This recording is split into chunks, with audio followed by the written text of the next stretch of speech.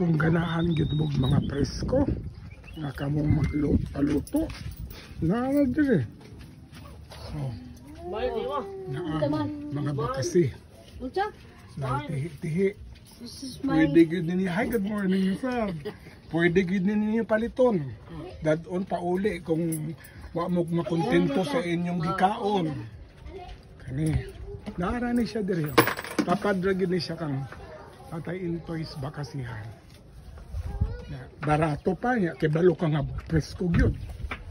Ha? Na presko kay kilalo. Presko kaayo. Kay bag-o ra gyud taon ning kuha nila. Thank you kayo, Daya. Oh. Sige, ato sa ako.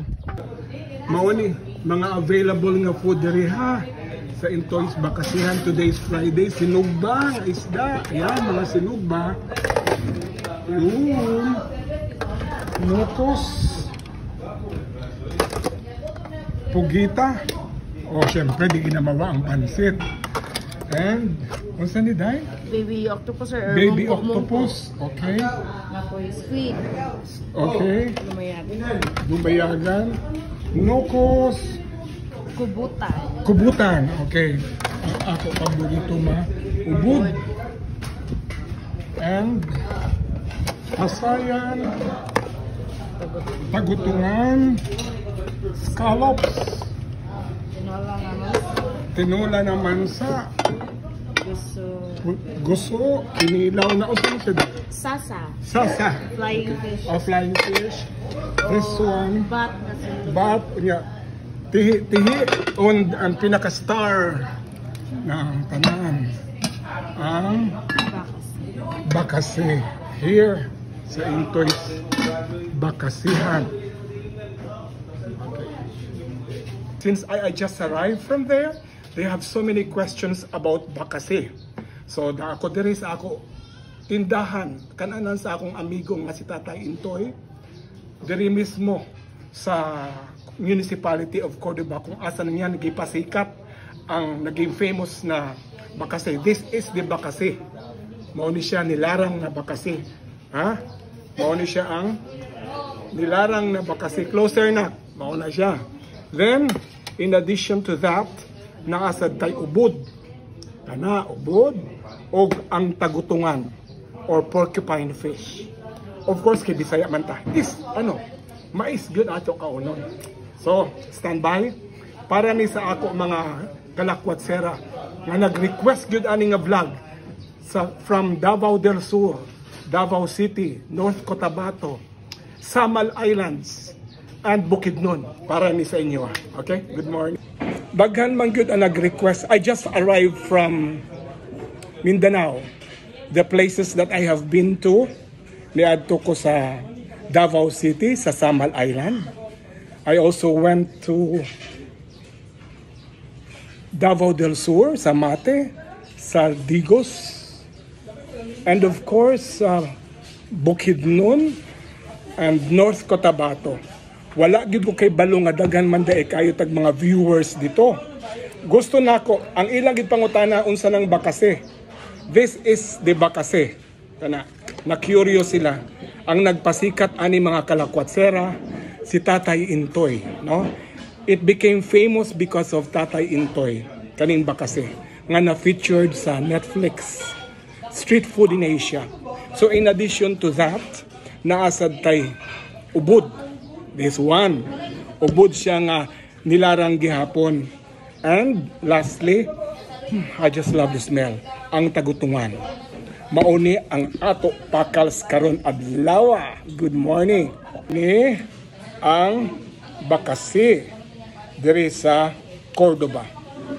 Unsang nakalahi sa bakasi diri sa Cordoba og katong mga bakasi dito sa Cebu City, namely sa ako amigo sa Kang Fredo, bakasihan. Diri sa Cordoba, kada adlaw gyud sila na ay bakasi. Unlike dito sa Tatay Fredo, depende kung masupplyan sila. Tatay Fredo, I'm referring to sa unit to sa Carbon Public Market.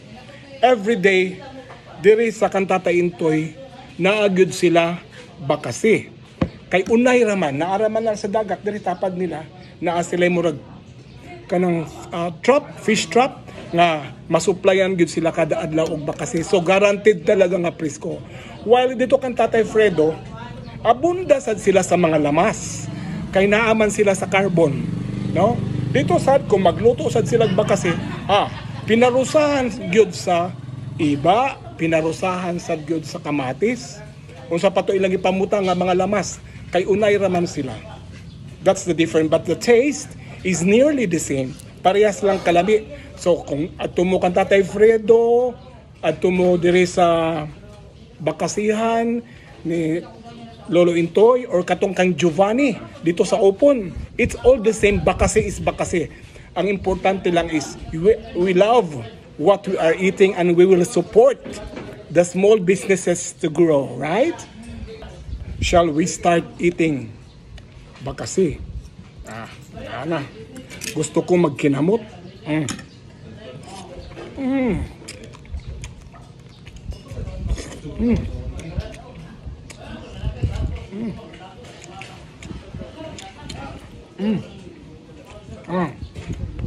Option na ninyo kung ganahan mo makaon og bukog. Ako okay ra. Kay this is a baby eel.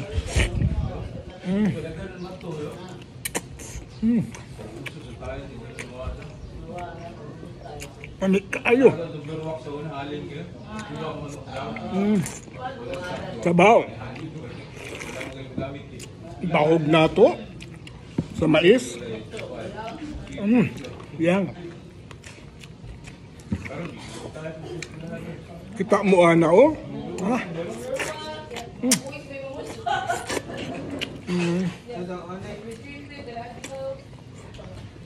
Kayo.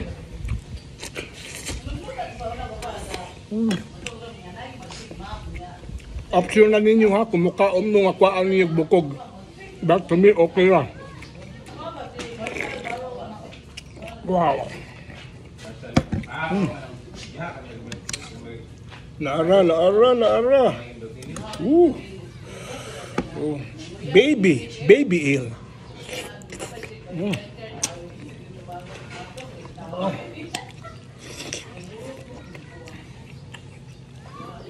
Diba, lamig kayo? Sabaw, oh.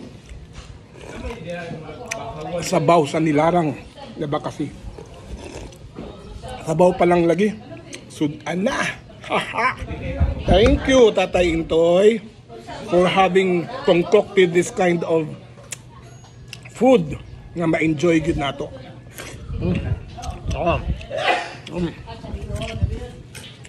Okay? Ikaduha nato nga kaunon, ubod. Yan, ubod. Sa Romblon ni siya, gataan. My mother used to love this kind of food, no? Ginataan ang ubod or malasugi ba na? Just correct me if I'm wrong, no? But diri sa Cebu, muragi sa Cordoba, Lapu-Lapu City, muragi adobo nila. Mao ni siya ang ubod. Sabaw, ubod. Nara, tabak, tambok kaayo nga ubod, oh. Wow.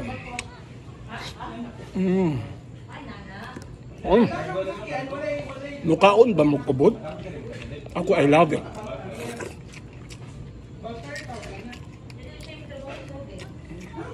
Tambok kayo.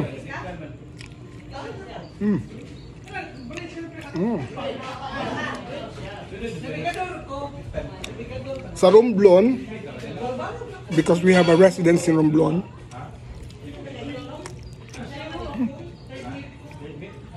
ginagataan niya.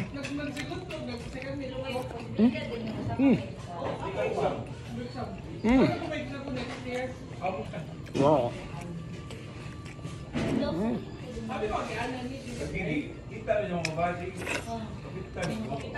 Terus tabak kaya.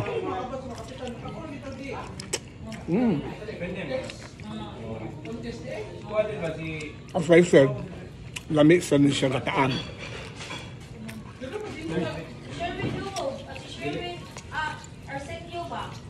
Ang importante lang sa ubod, kinahanglan labas yun siya. Kaya ang uban ubod, pag di na labas, baho.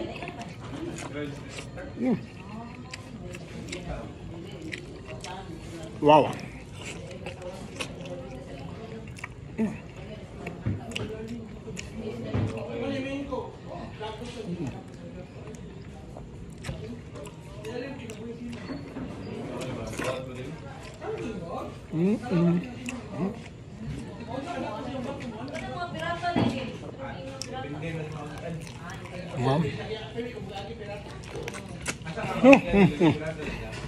Lamig kayo.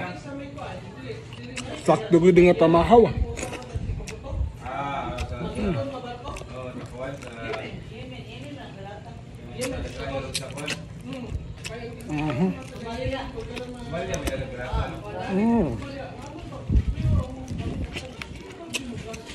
Wow. It's eaten good. I didn't permanent of onion. Alright! Fish. Last. Oh, ulo ng tagutungan. Then, ang ikog sa tagutungan. Oh. Let me show this to you. Mukaon ba mong tagutungan? This is the head. And this is the tail. Tara, mga unta og tagutungan. Alright. Tara, mga untag tagutungan.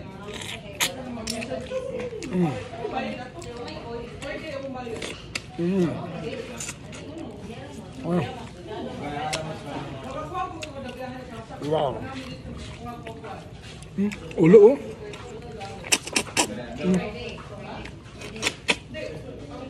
Pagkalami. Wow.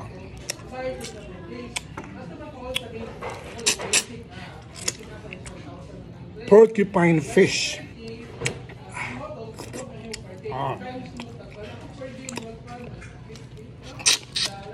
Ulo. The head of tagutungan. Then, we'll try the tail. Yan, ang ikog.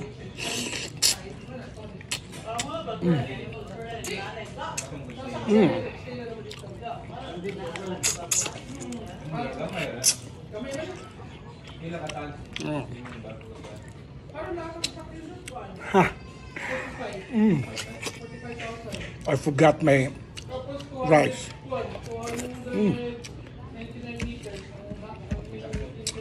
Gimingaw ko kaon ani.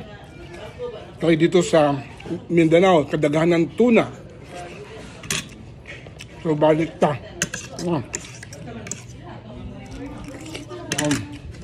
Wow.